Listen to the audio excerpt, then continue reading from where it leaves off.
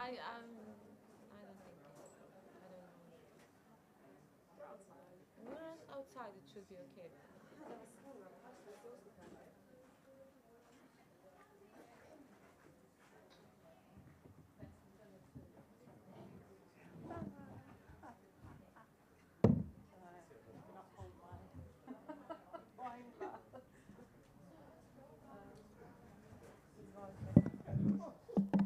Oh, you got wet.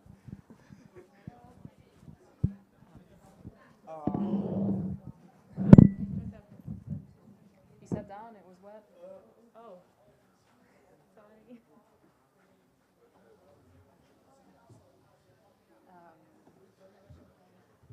wanted to ask you.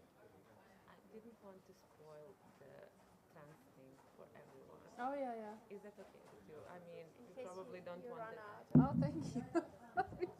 I'll be very merry by the end of this. Just wait. Do you want some?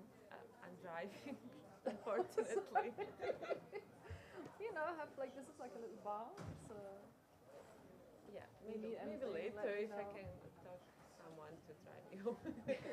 I'll pay for your taxi. It's quite far. I don't want to put you through that.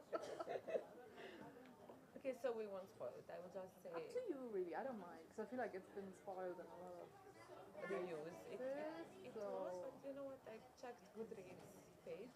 I'd like to do that before these things. And I see that people are hiding spoilers, so we don't have to talk about that. But we will Okay. talk about the body, her relation to her body, and maybe someone will guess. But I think that's fine.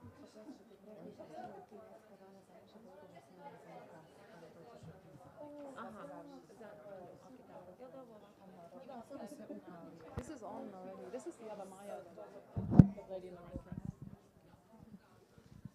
Your microphone is already on. Okay, perfect. Thank you very much.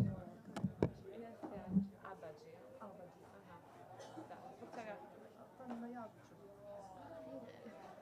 A vi ste Maja. Aha, okej, da, spominjali su mi da Maja ne javlja, da bila sam. I was just saying that I excitedly thought you were you. And Yeah, I get it, yeah.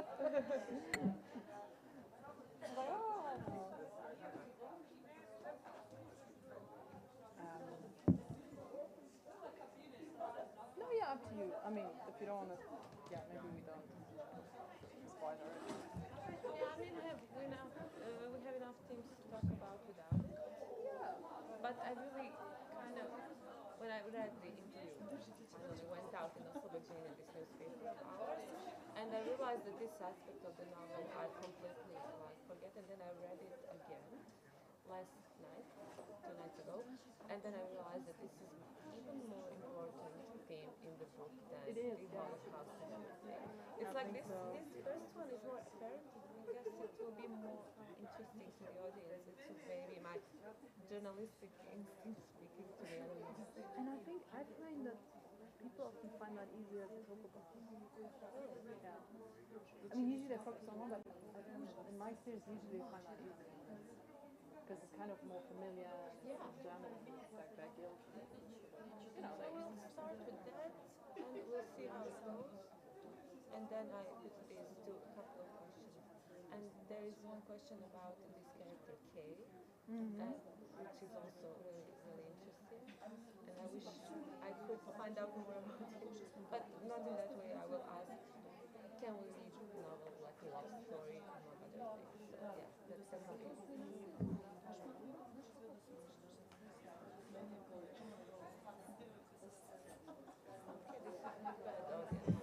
yeah, I think it's okay given that it's freezing. But do people actually pay a ticket for this, or is it free? No, it's free. I was just curious how it was. Is it usual in London, for example, to pay for this kind of event? You don't pay for like a book launch, but you pay for like... Do you have like reservations and limited number of places for book launch? No, book launch usually, but usually people don't, it's like usually within the industry or journalists go. But if it's like, say the London Review of Books, like, you know, you have to pay. You have to pay, yeah. This sort of. Even at the festivals, people pay. Sometimes it's a bit too much, I think, because I think it's book event. I mean, it's not like it's not like authors aren't performers. It's not that exciting, I think. Yeah. You know. I mean, that capitalist concept of culture, I don't know how to call it, is not yet right here because there is really no money in culture. So it would be probably. I don't think audience would like it, first of all. Yeah. It wouldn't, I don't think it would work here. Sometimes I see the prices for these things. And I'm like, Maybe a moderate or symbolic price. It would be okay.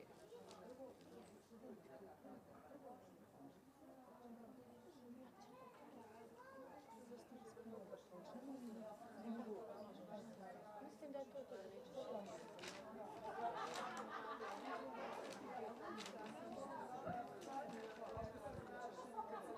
Pažnja, pažnja, dobro večer svima, ali zaista vas sada molim za malo pažnje, zato što najavljujem najvažniji, odnosno jedini istinski termin danas. U saradnji sa Goethe institutom ugostili smo njemačko-britansku spisateljicu Katharinu Volckmer, čiji je prvenac Termin zaista postao svjetski hit. I sada ima Termin kod Maje Abadžije, kritičarke i članice kolektiva Pobunjene čitateljke, a nakon toga slijedi Termin kod vas u knjižari za potpisivanje knjiga. Uživajte. Hvala imenjakinji na ovako lijepoj najavi. Dobro večer svima. Good evening everyone. I will be speaking in English to my guest Katharina Vollckmer tonight. So if you don't speak English, please use the equipment that's available there to have your translation. So welcome all to Bookstan. It's good to see you. And Katharina, it's a great pleasure to meet you and to have this opportunity to speak to you. Katharina Vollckmer was born in Germany in 1987. She now lives in London, where she works for a literary agency. And the novel we'll be talking about is called The Appointment, or A Story of a Cock, and it is your first novel. So this book actually has a very simple premise. It's a story of a young woman that is speaking to her doctor. Young woman is German and doctor is Jewish, and that is where is the dynamic of the novel comes from, actually. So this, we would assume that this is a conversation, but that's not really a dialogue. It's her confessional monologue, where slowly, as we read, we discover everything that we need to know about this very interesting person. She is melancholic, but she's also incredibly funny, incredibly witty. She is almost cynical, but at the same time very troubled.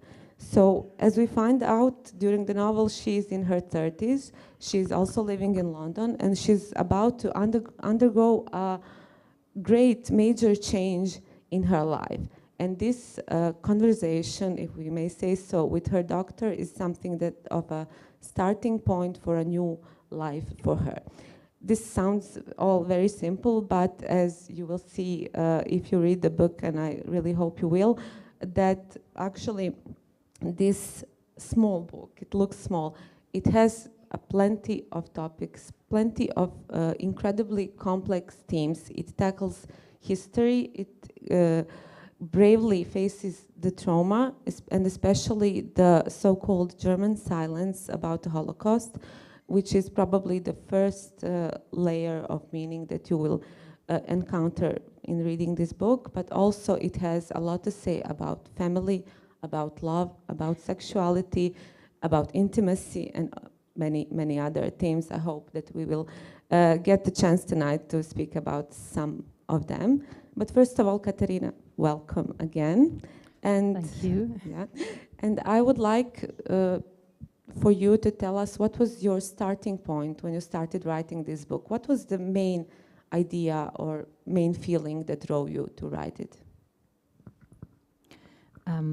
This always sounds kind of insane, but I just started hearing that voice in my head at some point. And I started writing a short story that everyone thought was so problematic they couldn't publish it. But someone was like, oh, but you should maybe think about writing a novel. and I wrote it quite quickly, sort of, because it's like it wanted out of my strange head and onto the paper. But of course, the themes are things that I've been thinking about a lot, and I think it was maybe a point when I was questioning my own identity on many levels. I'd been living abroad for many years, and I think to be able to write something like this, you have to live abroad for quite some time, I think, to have this kind of perspective on your own country, on your own language, on, you know, what you are rather than who you are. And yeah, so it was, I think it was the question of the body, the question of gender that was important for me, and to do this kind of thing that some people find upsetting, that I talk about these things in the same book. But for me, I always start with the body. It's like the starting point for everything. And yeah, it was I think a moment when I question our concept of identity. What does it even mean that I was born in Germany, I was born into this language, into this body, but yeah, what does that mean? And what does it mean if you try to change these things? Yeah. Is it even possible to Yeah, change? exactly. And yeah, what happens if you try? But I think even the fact that it might, some of it is of course impossible, but my realization was it's still worth trying. Yeah. I think that your heroine, that your main character actually also thought the same thing. Yeah. I would say that this interesting character actually, we could call this book a character study if she wasn't speaking from her, with her own voice, in her own perspective, and revealing only so much that she wants. And this book begins in a very dramatic fashion. Heroine actually imagines herself as Hitler, as Adolf Hitler. It's very funny, actually. And this image continues with a series of really odd sexual fantasies that she has, and she's sharing it without restraint with her doctor. And it is interesting, of course, and it gave your book sort of provocative, controversial aura that may be a burden or maybe not. You will let me know anyway. But I think that everyone who reads this book will be aware that there is so much more at play there. That she is playing a certain game with all of these provocative images, so she can get into the dialogue with her doctor, but also with us as readers. What I would like to ask you is, how did you develop such a character that has this sense of deception towards her doctor, but also towards her reader? Someone once said that I have a very uninhibited brain, and I think that's probably unfortunately true. And I think it's also something to do with empathy. Like, I can usually get into other people's mindsets or moods or something, and so I just let her kind of run with it, you know. And I also let her run with it because unless you're German, I think it's hard to appreciate the situation she's in a sense that to speak to someone who's Jewish so openly is something that usually if you just say the word Jew to a German, they'll be like, you know, they kind of get really uncomfortable in their chair and they'll be like, oh, okay. And they kind of prefer to just not say anything or just stand there and dress in grey like me here today and say that they're really sorry and it was awful, but they don't want to go where it hurts. And I just thought, why don't we go where it hurts? And the sexy Hitler was one of the main obstacles to getting the book published in Germany, I think, because they thought it was in very poor taste.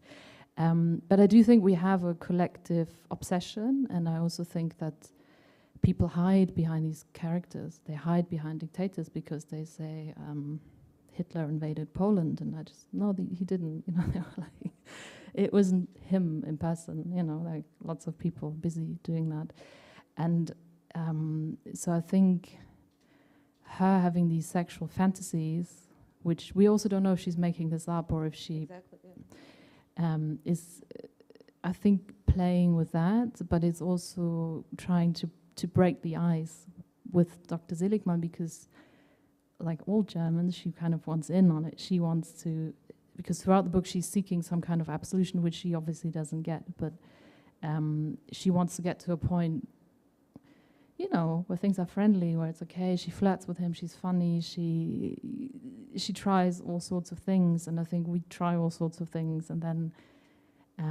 in the end she becomes vulnerable, and I think that's her actual strength, you know, when she kind of lets go of all of these things and she just says, this is what I am, you know, and that's kind of the bravest thing she does. I think fantasizing about Hitler is it's funny, you know, but it's not brave. But in the end, I think she, and also because the position she's in is a position of weakness. It's the position that most female bodies are in, is on their back with their legs spread, right? That's kind of how female bodies are in the world. And she's using this position of weakness to become very strong, I think. And 2 weeks ago, I saw the book on stage in Italy, and when I saw the ending, I was in tears, because I was like, oh my God, you know.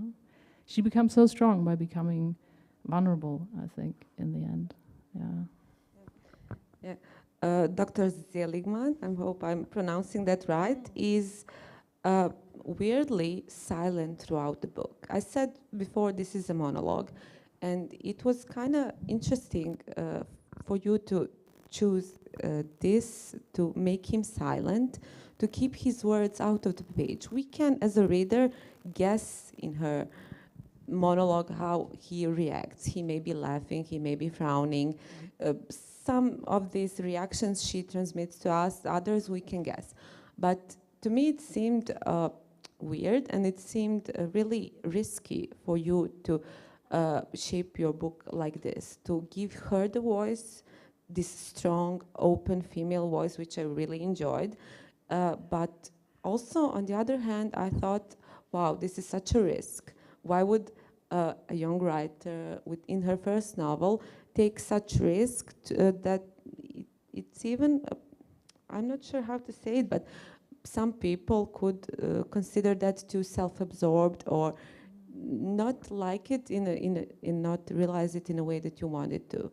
So how were you ready for such a risk? Well, when I wrote it, I wasn't really aware of this, but actually he has to be silent, I think, for it to work, because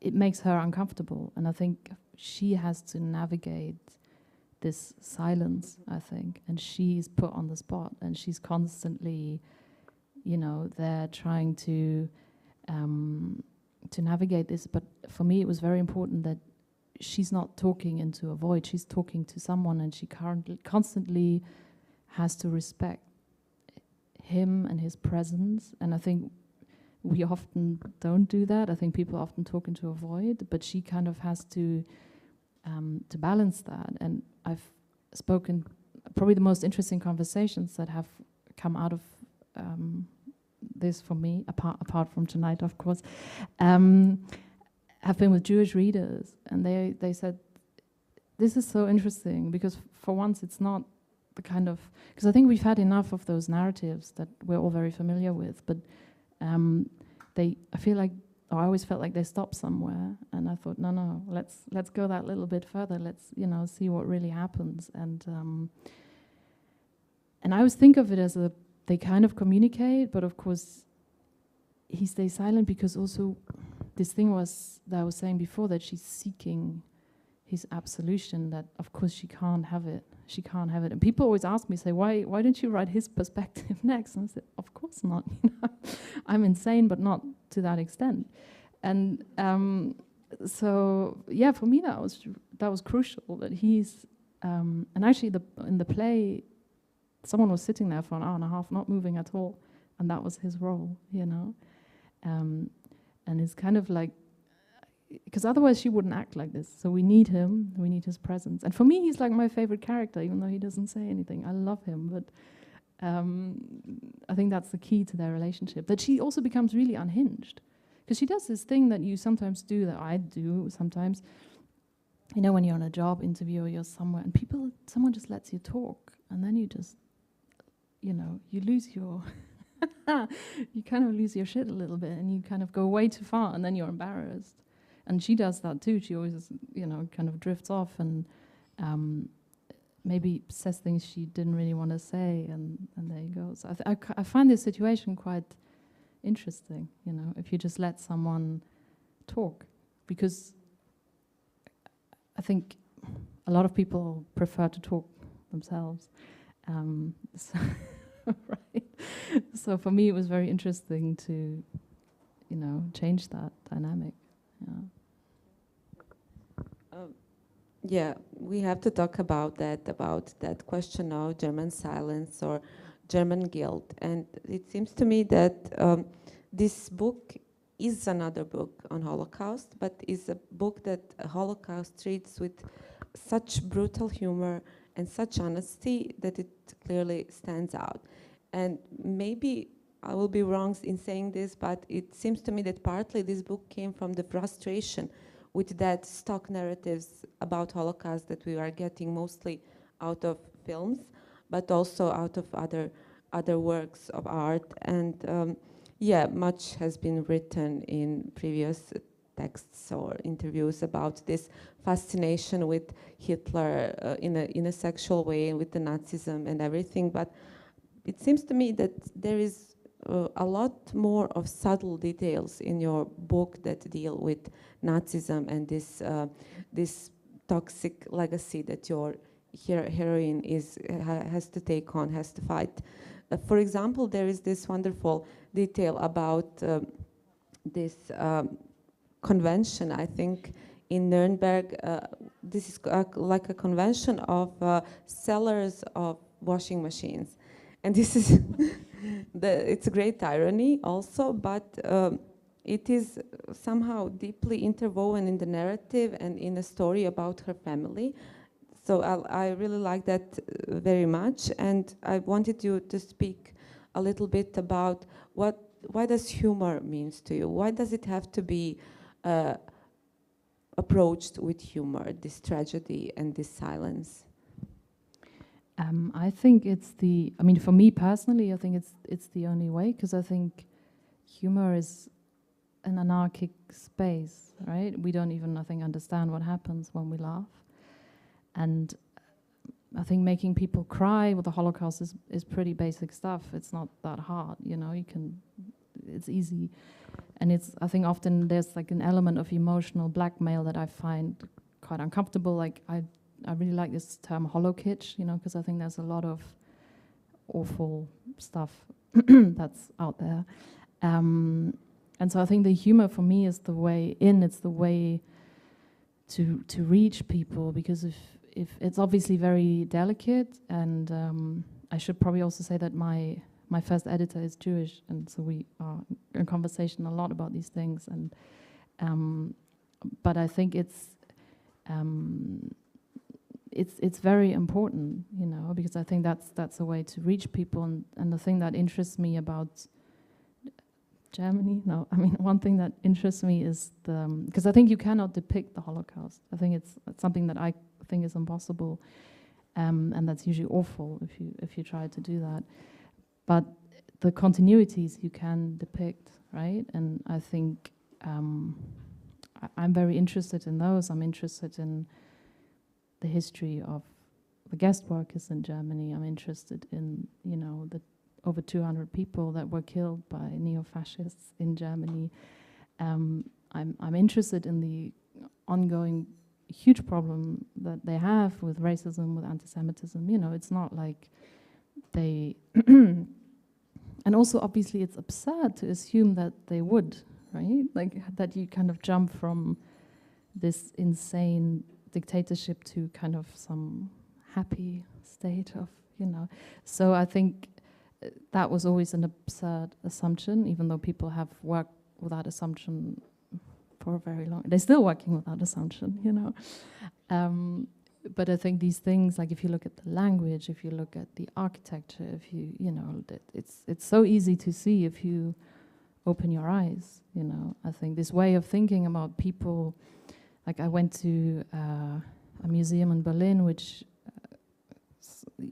this place used to be barracks for forced laborers during the Second World War, because I feel like it's not that well known that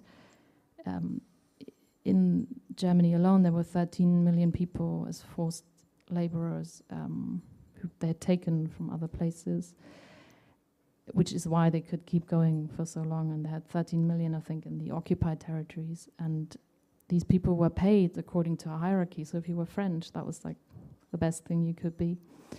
And then it went all the way down to so-called, you know, Soviet people. And I think this hierarchy is, for instance, I still see that very much in place, this way we think about people as, you know, being worth more or less, or have, you know. So I think there's so much that's still, that I still find very problematic. And in my experience, humor has been the way to make people think, because people often tell me and I love that. They say, reading your book has made me feel uncomfortable, and I'm like, yes, I have achieved something there. And they said, you made me laugh about things, and I felt like maybe I wasn't allowed to laugh about this, and that's the thing I think is interesting. You know, I ask you that because I feel that is precisely the problem in Bosnian culture as well. We have all these tragedies in our recent past, and there is a growing sense of not being able to write satire about it, to laugh at it. There is like another level of tabooizing these issues. So I think that it is important that this book is finally translated to our language, so we can discover that there are other ways of dealing with this tragedy. Yeah, there is one more thing that could be interesting here to the local reader. Your main character of this book is trying to move away from her national identity.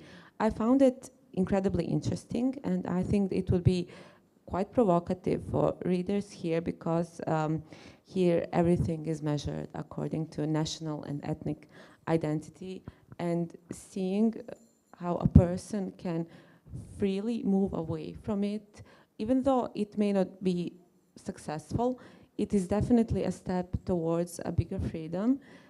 So I was wondering if you could shed a light on that. What does national identity mean to your generation, to, I can say, our generation, because we're not that far apart as age is concerned? Is it really possible to escape this national identification? Is it something that's bigger than us, or can we be bigger than it?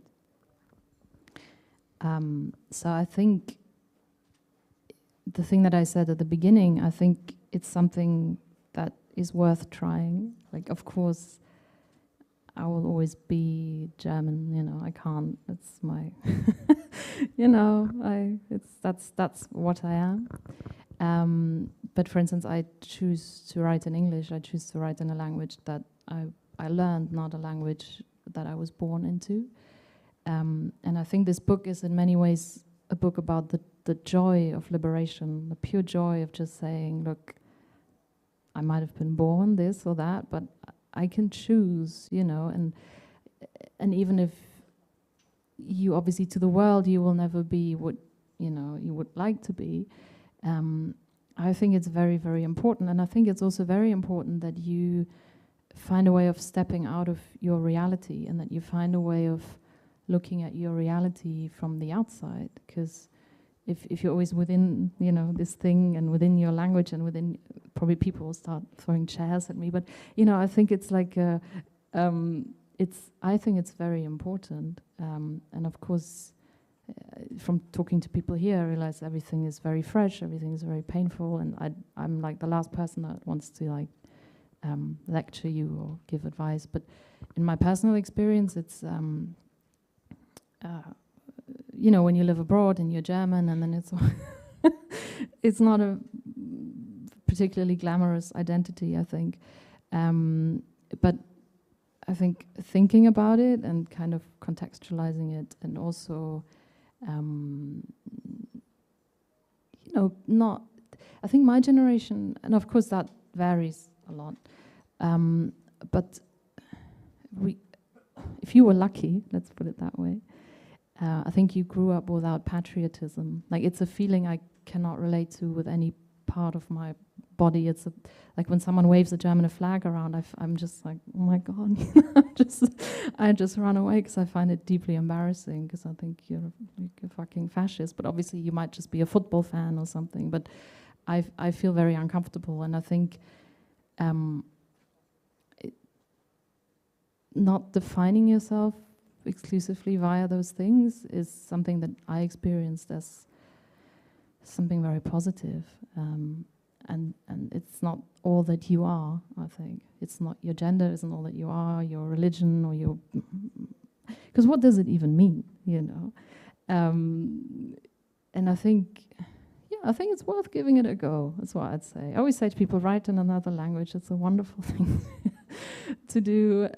It's a restriction, but it's a liberating restriction, if that makes sense. And and I think ultimately nationalism always leads to violence, right? Because you think that you are more. And there are, of course, situations like in Ukraine now.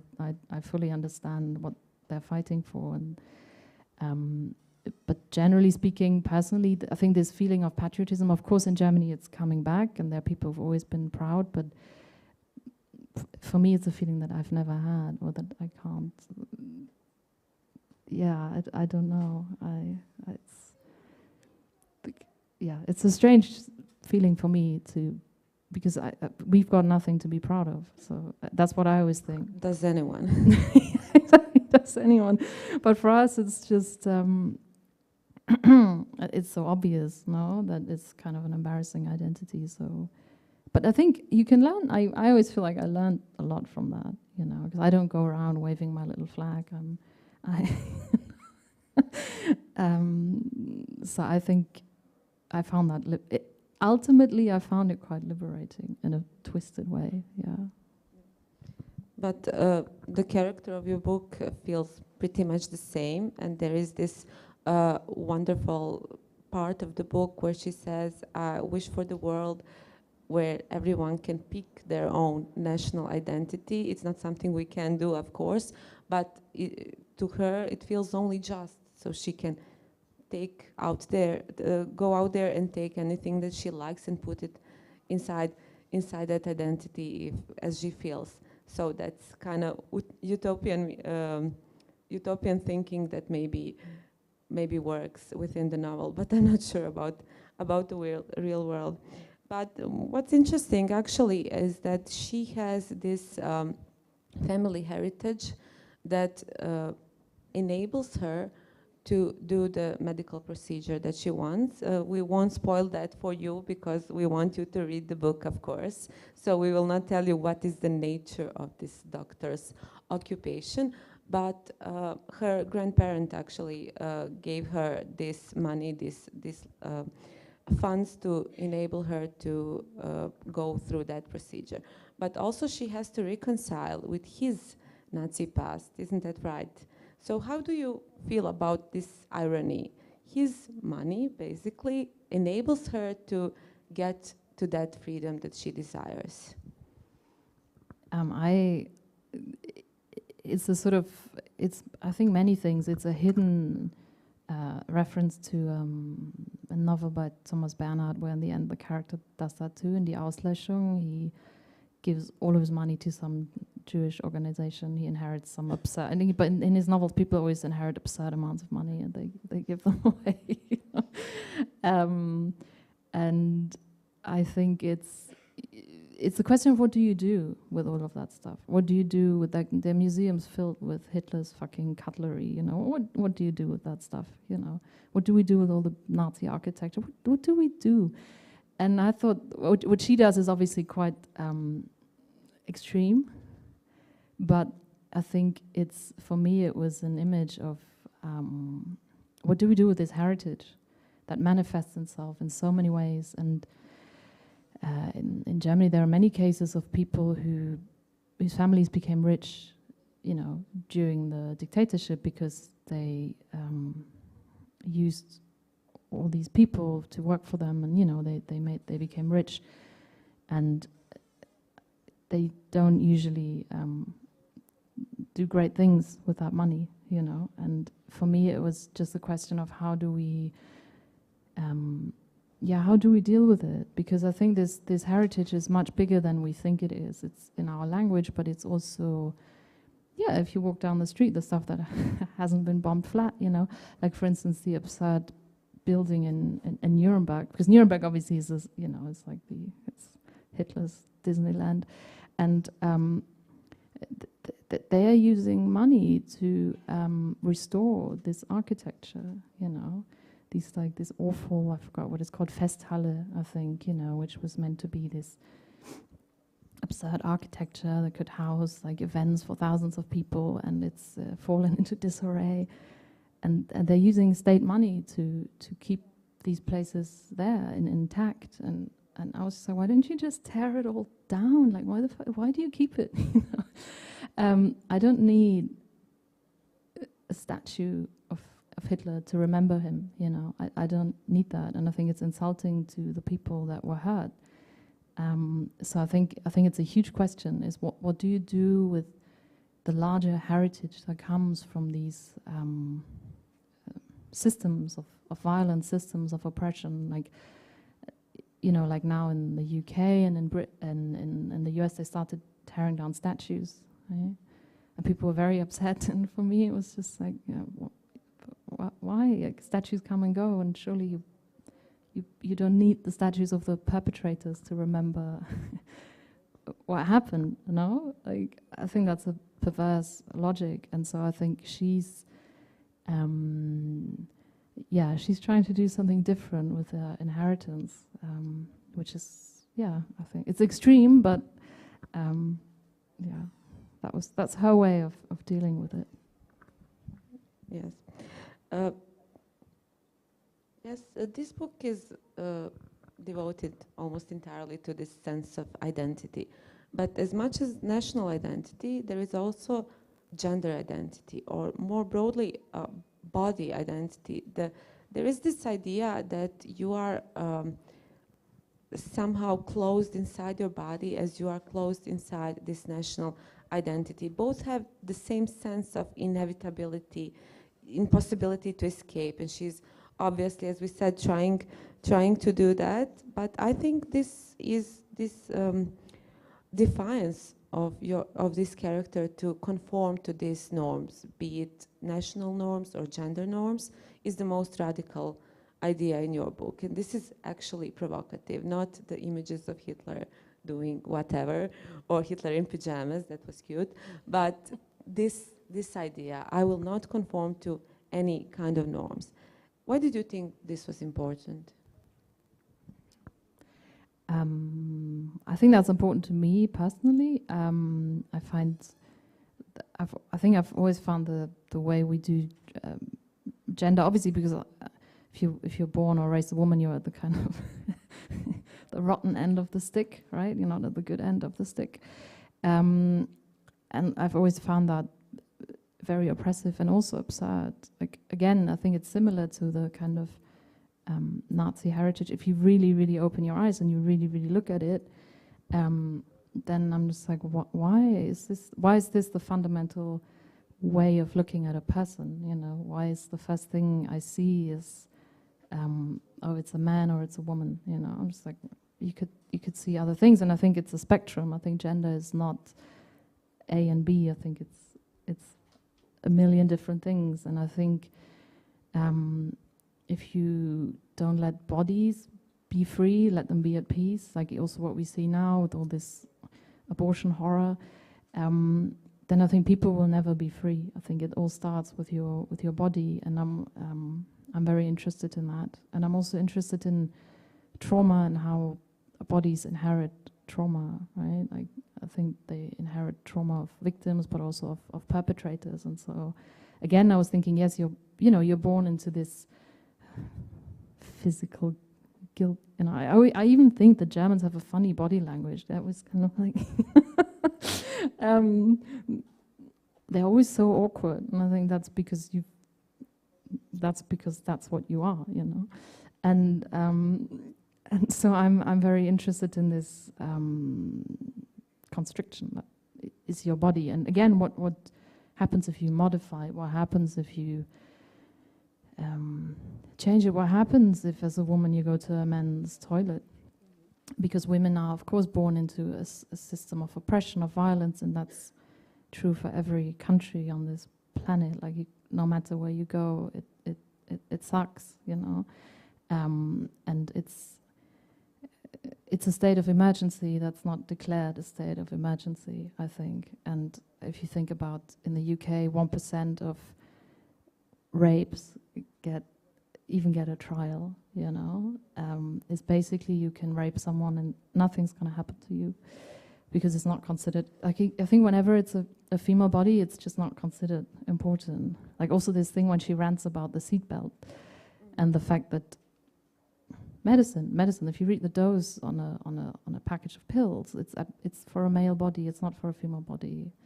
The symptoms of a stroke for a woman are different to a man, but you're taught the symptoms of a male body. You know, it's like everything is, and then you can get very, very, very angry, which I was for a while, and then you write crazy books about it. But it's and I always think that why continue with this system that is kind of broken. I think it's broken and it's never going to be fixed if you carry on as this and that. So I think, why don't we just stop it? But people feel very uncomfortable and they get really scared and say horrible things, and because I think it's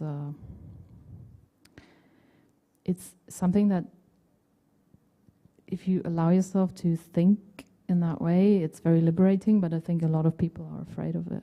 But yeah, that's, I think, what I felt about it. There is this part in a book, I'm going to paraphrase it now because I read it only in Bosnian, where the character says that she dreams of a world where her body will not be important anymore. And this is exactly what you are saying. Is it possible even to somehow erase this idea of that big importance that body has in our contemporary culture? Can we do that at all? Or is it maybe a plea to leave this body altogether? What is it? I'm not sure how to understand this obviously desperate cry of hers. I want to get rid of the body. I'm done with it. I think it's a complicated subject, obviously. But I think it's, for her, the body is a source of grief, right? As for, I think, a lot of women it is. And I think her idea is to get to a point where she can just be, basically, you know, because I think if you are born in with a so-called female body, then there is a million obligations that come with it. You know, you have to shave it, you have to do this, you have to do that. She's aware from the start, this is not the body that patriarchy wants me to have. I'm not that. I will never be that. Yeah. What can I be? Exactly. Yeah. She's like, fuck all this shit. Yeah, she's very self-aware in that regard. She is, because I think for her it's been a source of pain, it's been a source of grief, you know, and she can also see how it's a tool of oppression, because I think at the end of the day, also this subplot with a mother where she forgives her mother at some point, because she sees that her mother was just, because I think the relationship to our mothers is like so important because it fuels the patriarchy. It's like the oil, you know, to the fire, because it's just perpetuated in that relationship so often, you know, and because I think it comes from a place of fear, and I think we need this kind of, because at some point she says the biggest thing you can do to make the world a better place is love your mother. Try and love your mother. Just try it. You know, and if you succeed, you will have done something really important. And I think that's true because it's hard. And she just wants to be, and not to live in a world where the fact that she's born something means something, you know, where, like, for me, I always find it absurd that this might be different here, but Britain is they're very scared of nudity. They're like, you know, and as a woman, you cannot be topless but as a man you can. But a lot of men have bigger breasts than women, right? But that's true, you know. You know, they have moobs, but that's like not sexualized. But of course, if I'm topless, that's really problematic. It's just small details like this. If you open your eyes to them once, then you kind of go mad.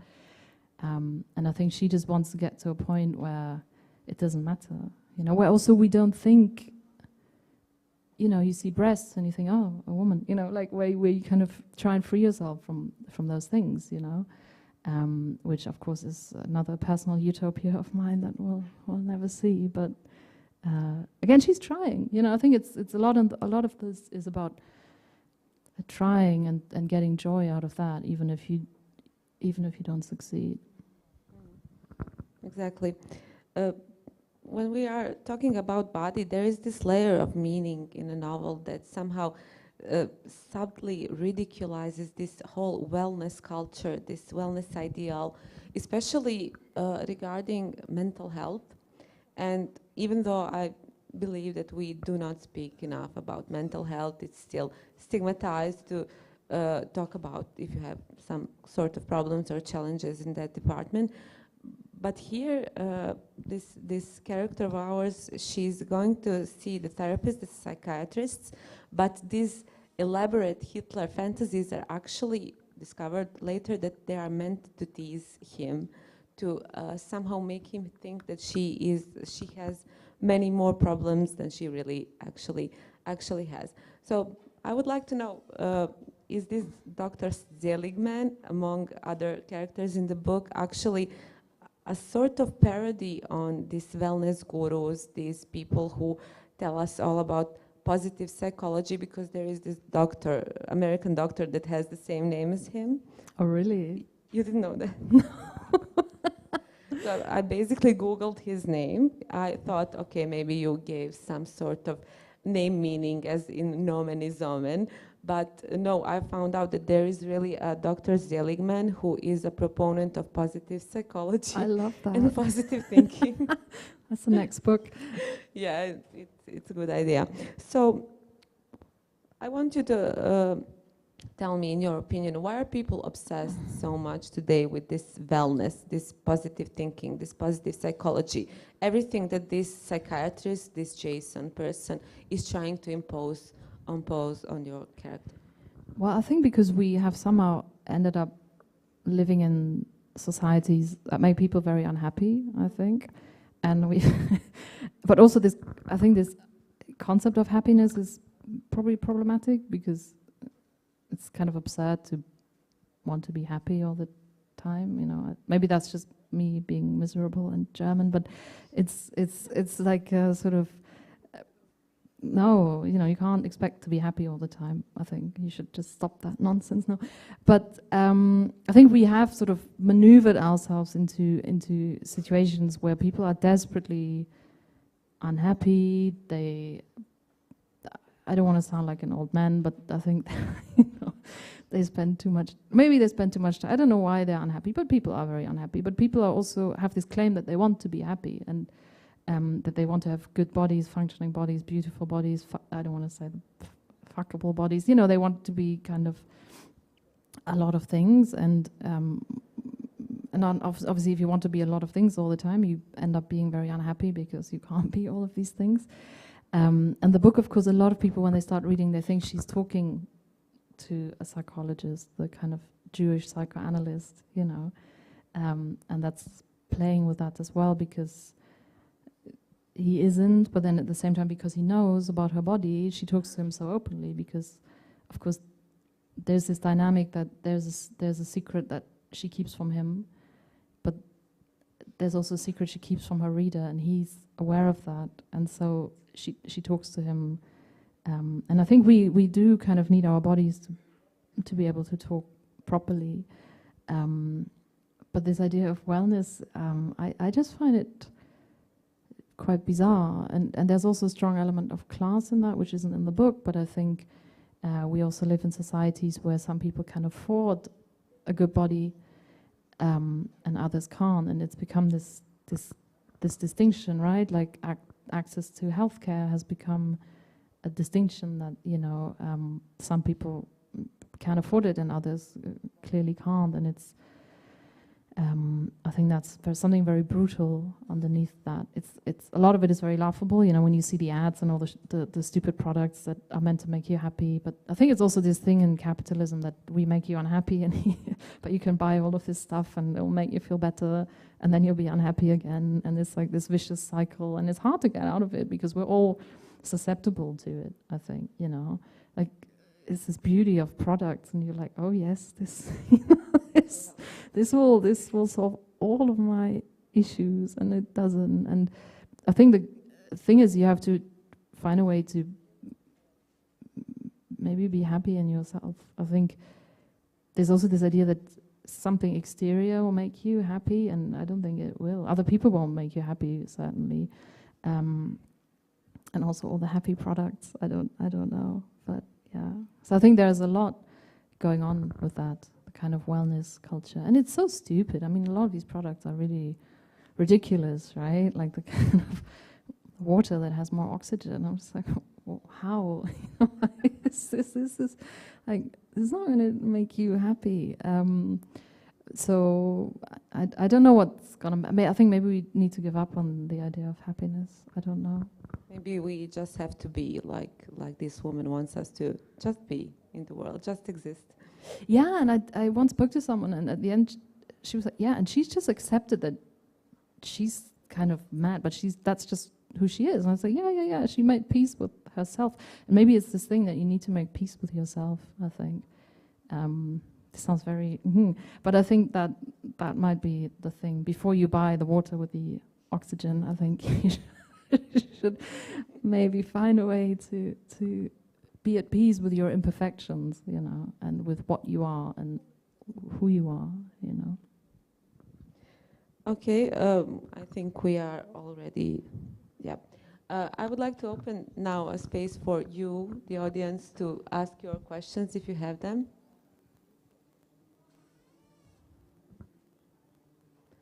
Okay, maybe I should give you more time to think about something, but in the meantime, I have one more question. This book also can be read as a love story. Within this confession that she's making to her doctor, she often talks about this mysterious person, Kay, who is an artist, but not very successful one, who is a married man, but still having an affairs and using sex to somehow realize who he really is. And in another book, I feel that he would be a parodic character. We would laugh at him, but in this book, he was not that laughable at all. And on the other hand, it seems to me that he gives her this idea of every person being born with a broken heart. And it was really poetic and struck me deeply. I would like to know, what do you think about that? Why is that idea so important? And also, what drove this woman to him? So I think he is also her broken heart. I think, you know, he's also her turning point, I think, because I think for me, in many ways, he represents the sadness of not being able to satisfy someone else's reality, you know, because he would like her to be something that she, for many reasons, can't be, but that doesn't mean that she doesn't love him. And I think it's kind of two realities clashing, and I think he represents a lot of her sadness, because of course if you do all of these things that she does, I think liberation also comes with loss and sadness, because there will be people that you're going to leave behind. There are going to be people who are not going to go with you, they're not going to go all the way with you, and I think he represents a lot of that. And at the same time, he's obviously also quite repressed, and he's someone who's unable to get out of his box. And I, you know, they try. They like. There's all this. I love the idea of painting on bodies. This is like a thing, and they do that, and they try to overcome these limits, but she at some point realizes that that's not going to do it for her. You know, she needs to go further than that. So, and you know, sometimes in your life there are people that it's sad, but by leaving them or through leaving them, you kind of grow and you become someone else, or not someone else, but you develop, and you kind of need these frictions, I think. So I think that's, yeah, I think he represents a lot of her kind of maybe emotional sadness that comes with this journey that she's on, because not everyone will accompany you, and of course I think sometimes you, and she has these regrets as well, because sometimes she's like, why did I do all of this? Why didn't I just stay at home and marry someone, you know, be normal, have kids and become a teacher or something like that, you know? But then there comes a point, I think, when you realize that's not who I am. This is not what I can't do that, you know? I have to do all of this crazy shit to be at peace with myself, you know? And I think also I think it's also about the fact that I think you can't love someone unless you love yourself, unless you've made peace with yourself. I think it's again this thing about happiness in inverted commas, but I think that other person is not going to do that for you. You have to do that yourself, I think. And I think that's what K is. It's someone the other day was like, that's Kafka, and I'm like, yeah, that's Kafka. You know? It's Joseph K. I love that. Yeah, so I think that's what he is for me. He could be, because this is a sort of stock stereotypical character that in her life and in her special mind somehow becomes more than that, and I like that very much. Yeah, okay, thank you. Do we have any questions? Anyone? Anything? Okay, people are cold, I guess. Put them off. Okay, read the book. It's an incredible book. You will like it very much. Let it provoke you. I think that should be the conclusion of this evening. Thank you so much, Katharina. Again, thank you all so much for having being me. here.